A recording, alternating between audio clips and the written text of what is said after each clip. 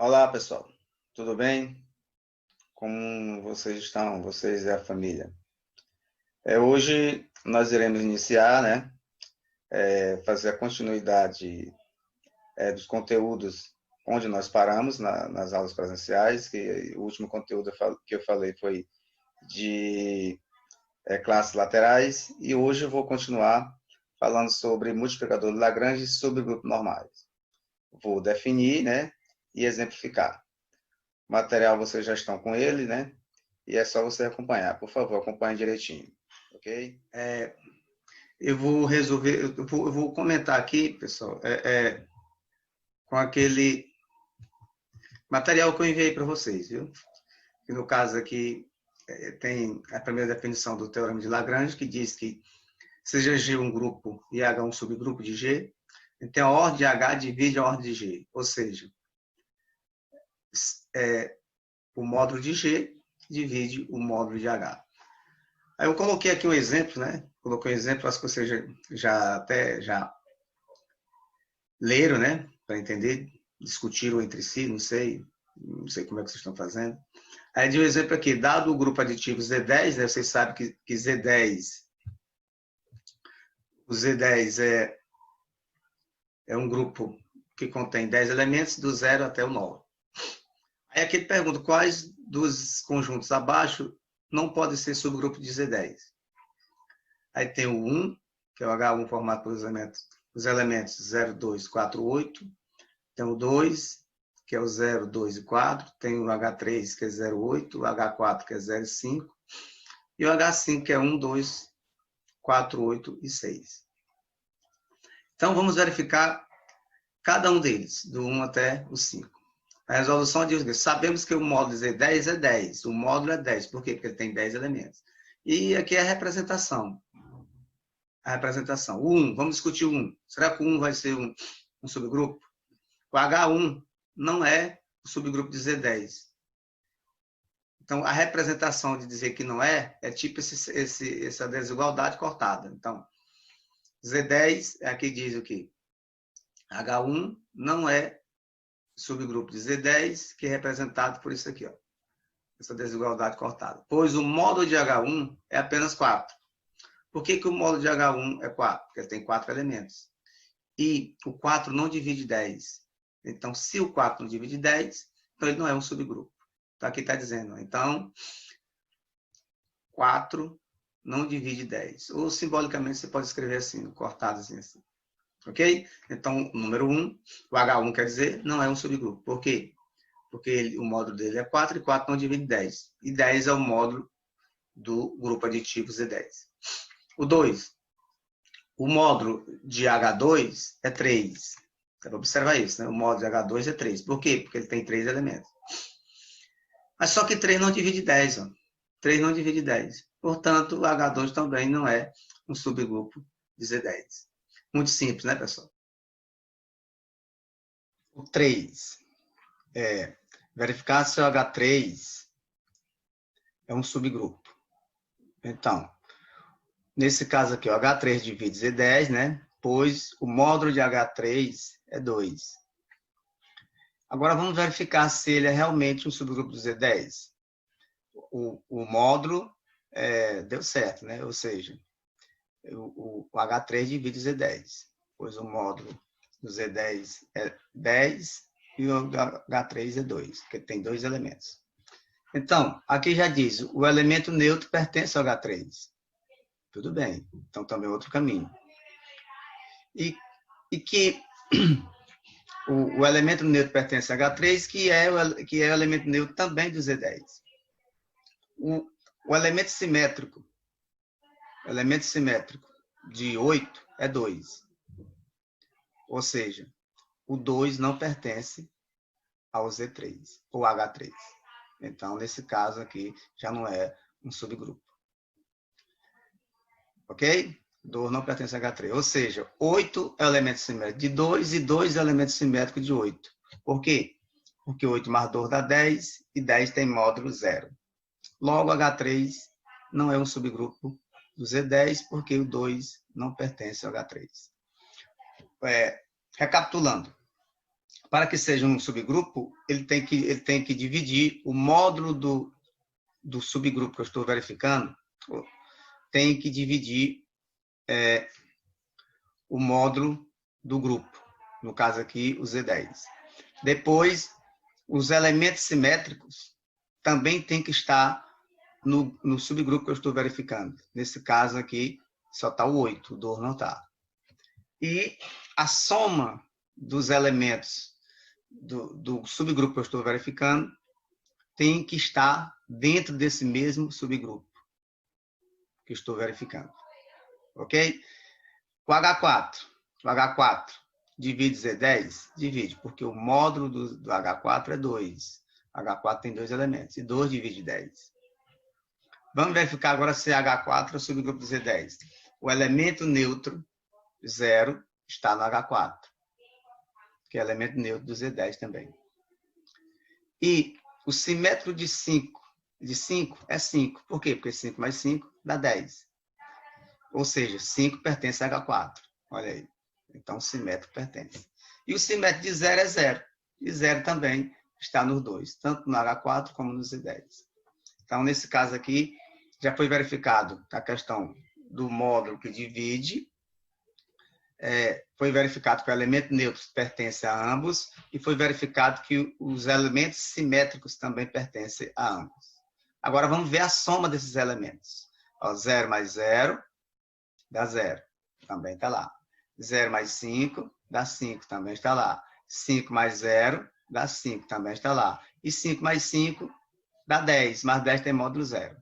Ou seja, então, nesse caso, todos os elementos, quando eu somei, estão aqui no H4, que é 0 e 5. O resultado ou foi 0 ou foi 5.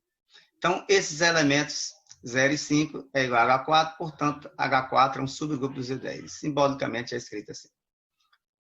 E o nosso H5 divide Z10. O H5 divide Z10, pois o módulo de H5 é 5. Aqui eu estou fazendo a pergunta, não estou afirmando. Então, o módulo de H5 é 5, porque tem 5 elementos. Então, aqui tudo bem. Então, vamos verificar as outras possibilidades. Vamos verificar se H5 é subgrupo do Z10. O elemento neutro do Z10 pertence ao H5? Não, não tem. Então, aqui já parou.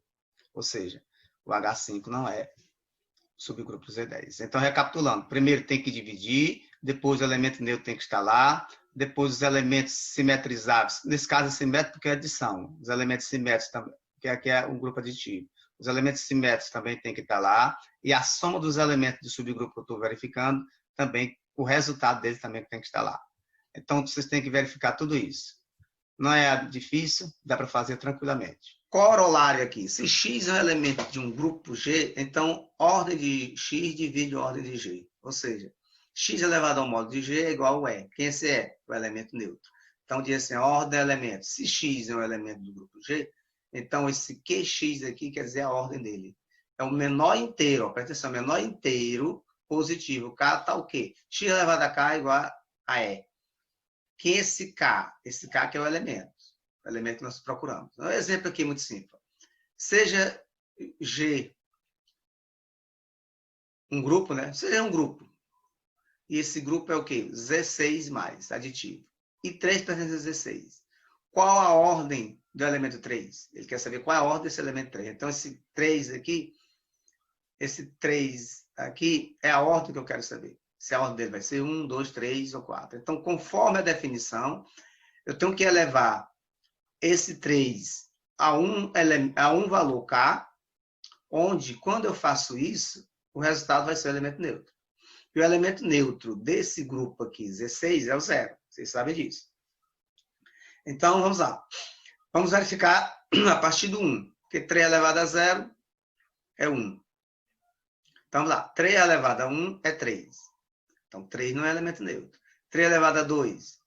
Como é aditivo, é a mesma coisa de 3 mais 3, só que 3 mais 3 dá 6 e 6 é 0. Então, esse aqui vai ser o menor inteiro, cujo o x, que é o elemento que eu estou querendo saber a ordem dele, é elevado ao k igual a 3. Ou, desculpa, é igual a 0. que é o elemento neutro. Então, 3 mais 3 é igual a 0. Ou seja, 3 elevado a 2 é igual a 0 e 0 é o elemento neutro para o elemento neutro. Portanto, a ordem do 3 é 2. Muito simples, né, pessoal? Muito simples.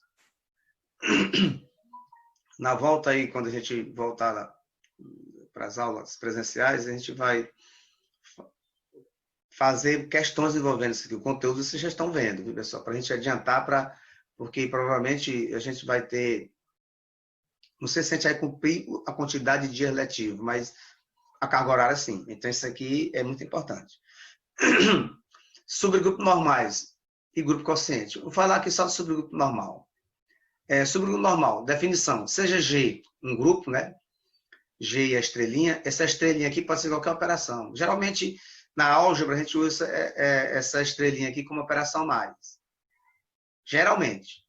Então, definição do subgrupo normal. Seja G um grupo e H um subgrupo de G. Então, esse H é um subgrupo. Esse subgrupo H se diz normal se somente se a operação de X com H, a direita, né? A esquerda quer dizer do X, o H à direita, é igual à operação do H à esquerda com X. Para todo X a G. A notação do grupo, subgrupo normal é isso aqui, é um triângulozinho ao contrário, deitado. Então, aqui tem algumas proposições, só para você ter conhecimento, né? CH é um subgrupo de G, indicado por, quando é subgrupo, você já sabe, né? Com essa desigualdade, e A per G vale essas condições aqui. A primeira aqui, o A, aqui, né, é como se fosse a multiplicação. O A multiplicado por H e o H multiplicado pelo simétrico tem que ser menor ou igual ao grupo G. E a condição 2 é que o A operado com H é a mesma coisa do H operado com A, e somente se o H operado com, o A operado com H é igual ao seu inverso, isso tudo, essa operação aqui vai dar igual ao próprio subgrupo. Então, podemos escrever assim, H igual a um X operado com H e operado com seu inverso. A gente vai analisar mais essa parte aqui da definição, que a operação de X com H é igual a H operação com X. Vê essa tábua aqui, observa a tábua do grupo dietral D6. Aqui, pessoal, a gente vai verificar se... Observe que o grupo da tábua D6, que é formado pelos elementos E, A ao quadrado, B, BA e BA ao quadrado, se realmente são subgrupos de H, é um subgrupo. Isso aqui é o grupo dietral. Isso aqui é o H. Será que esse H vai ser um subgrupo? Aqui, essa definição aqui, definição não, esse exercício aqui a gente tem que verificar todos os elementos, tanto a direita como a esquerda. Vamos fazer alguns comentários aqui. Por exemplo, E vezes H, ou seja, elemento neutro vezes H. Aqui está dizendo que é E, A e A ao quadrado. Tanto pela esquerda como pela direita. Então, aqui, por exemplo, E vezes H, E vezes E dá E. Tá ok. E vezes A dá A. Ok. E E vezes A ao quadrado também dá A ao quadrado. Então, aqui tá ok, né? Será que pela direita? Agora aqui eu multipliquei o E vezes o H. Aqui, E vezes H. Vamos ver agora H vezes E. H vezes E. Então, H vezes E. O H é quem é? É E, A e A ao quadrado. Então, E vezes E dá E. A vezes E dá A. A ao quadrado vezes E dá A ao quadrado. Então, essa primeira condição aí está ok. Vamos fazer mais outra aqui. A vezes H. A vezes H. Então, A vezes E dá A. Tá ok. A vezes A dá E.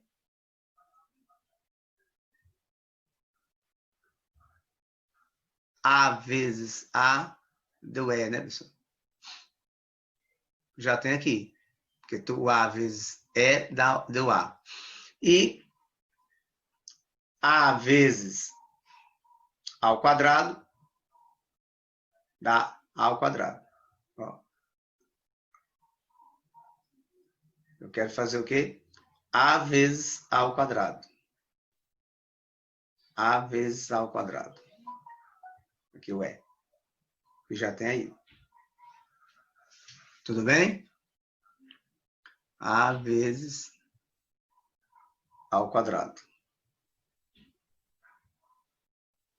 Então, está aqui. A vezes H. Novamente.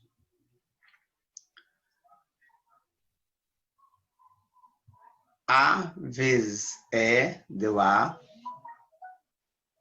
A vezes A deu A ao quadrado. E A vezes A ao quadrado deu E. Que são esses elementos daqui. À direita. O A à direita. Vou pegar agora esses daqui. E vezes... Eu vou pegar esses elementos aqui e multiplicar pelo H. Ou H vezes o A, quer dizer. O H vezes o A. Então, E vezes o A dá A vezes o A dá A ao quadrado, e A ao quadrado vezes o A dá E. Vocês continuam aí resolvendo, né, essa tábua aí que eu iniciei, e qualquer dúvida estarei aqui. É só você entrar em contato, né, que eu estou aqui para tirar as dúvidas de vocês. Continue resolvendo essa questão, né, em relação a essa tábua. E seja S3 formada pelos elementos, esse aqui é a identidade, ou desculpa, é o elemento neutro, que está aqui, a matriz, cada um está representado pela sua matriz, o alfa, o beta e o i. E quando você for o produto entre eles, você vai obter uma outra matriz. Construa uma tábua de S3 vezes S3, depois encontro todas as classes laterais. Eu vou construir a tábua, vou explicar para vocês a tábua, e vocês vão colocar as classes laterais, que fica mais fácil. Vamos ver como é que vai ficar a tábua.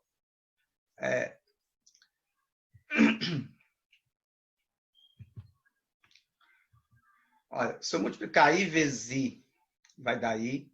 Alfa vezes...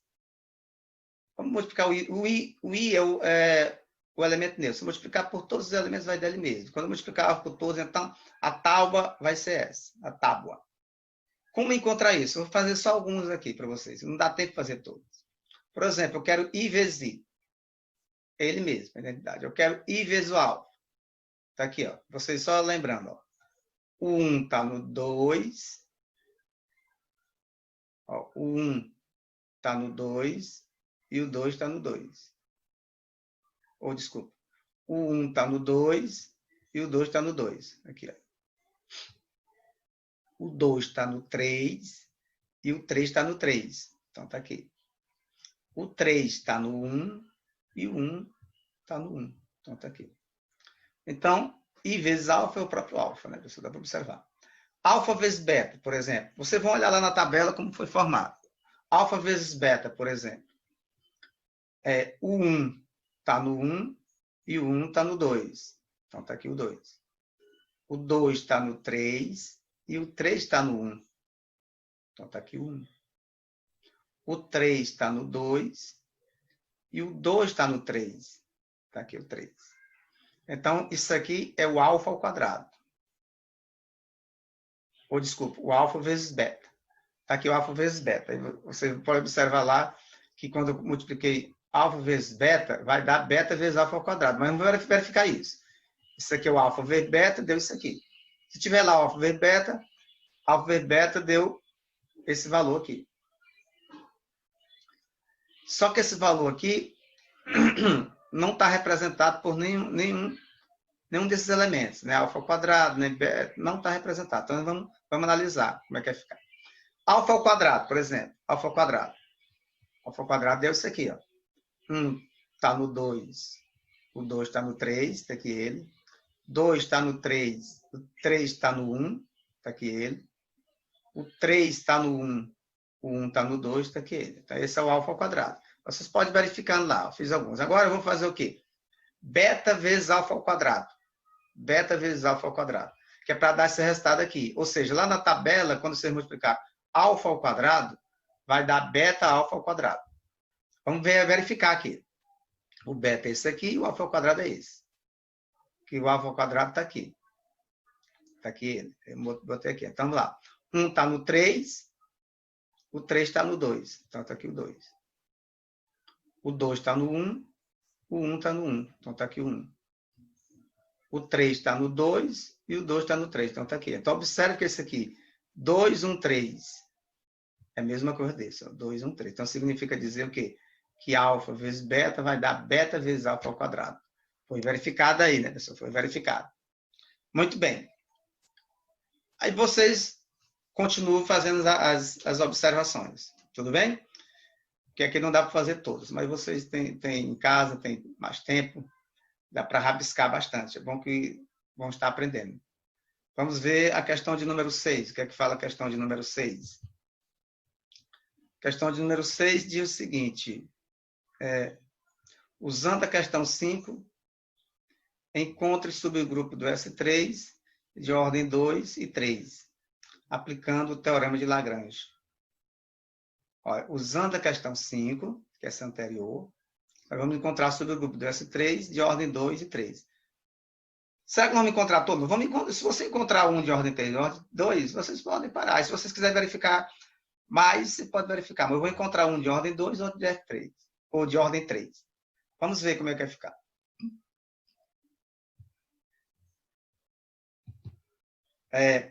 Vamos começar pelo alfa, né? Porque tem a identidade. Então, para vocês verem qual é a ordem dele, você vai pegar alfa elevado a 1, alfa elevado a 2, até chegar no elemento neutro. Quando chegar no elemento neutro, você tem que parar. Aí ver quantos elementos vocês tiveram até chegar nele.